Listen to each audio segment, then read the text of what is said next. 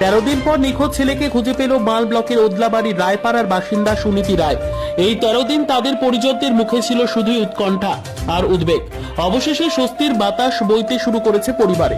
নিখোঁজ ছেলেকে খুঁজে পাওয়া গিয়েছে, তবে এখনো তাকে বাড়িতে আনা সম্ভব হয়নি।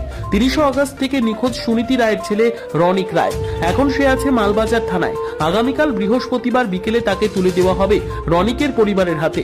কারণ পুলিশে কিছু নিয়ম ও পর্যবেক্ষণ থাকে, কিন্তু কি হয়েছিল, কারা রনিককে নিয়ে গিয়েছিল, কিসের উদ্দেশ্যে তাকে অপহরণ করা হয়েছিল, ঘরে তো টাকা চেয়ে কোনো হুমকি ফোন আসেনি।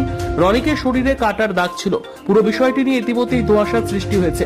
পাশাপাশি তদন্তের স্বার্থে পুলিশ এখনই সম্পূর্ণ বিষয়টি বলছে না।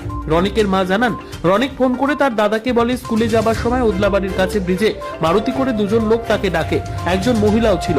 সে গেলে তারা রনিককে গাড়িতে তুলে নেয়। তারা রনিকের পায়ে দুটো ইঞ্জেকশন দেয়। সেখান থেকে একটি ঘরে তাকে রাখা হয়েছিল। রনিক দাদাকে ফোন করে বলে 1000 টাকা পাঠাতে। শিয়ালদহ স্টেশন থেকে সে ট্রেনে করে জংশনে আসে। সুনীতি রায় আরো বলেন, তারপর আমরা মালবাজার পুলিশকে সেই নম্বরটি দিই ও এনজিওকে জানাই। এনজিওর মাধ্যমে তাকে মালবাজার থানায় নিয়ে আসা হয় বলে জানান তিনি। পুলিশের পক্ষ থেকে বলা হয় রনিককে হোমে রাখতে হবে বিশেষ নিয়মের জন্য। বৃহস্পতিবার বিকেলে তাকে বাড়ির লোকের হাতে তুলে দেওয়া হবে বলে তিনি জানান। এদিকে 13 দিন পর নিজের ছেলেকে খুঁজে পেয়ে আনন্দে আত্মহারা সুনীতি রায়। তবে রনিক কিন্তু পুরোপুরি সুস্থ নয়, তাই এসবের মধ্যে হাজারো প্রশ্ন ঘোরাফেরা করছে এখন তার পরিবারে। মানে ওদলাবাড়ি থেকে উঠেছে, ওদলাবাড়ি স্কুল যাওয়ার যে উপরে রেল যায়, নিচে যে যাওয়ার রাস্তা, ওভারব্রিজ। ওভারব্রিজ, হ্যাঁ ওভারব্রিজে উঠেছে। আপনার নাম কি? আমার নাম সুনীতি রায়। বাড়ি কোথায়? ওদলাবাড়ি। আপনার বাচ্চা কি ফেরার পরে সুস্থ আছে আগের মতন? আগের মতন সুস্থ নেই এখন।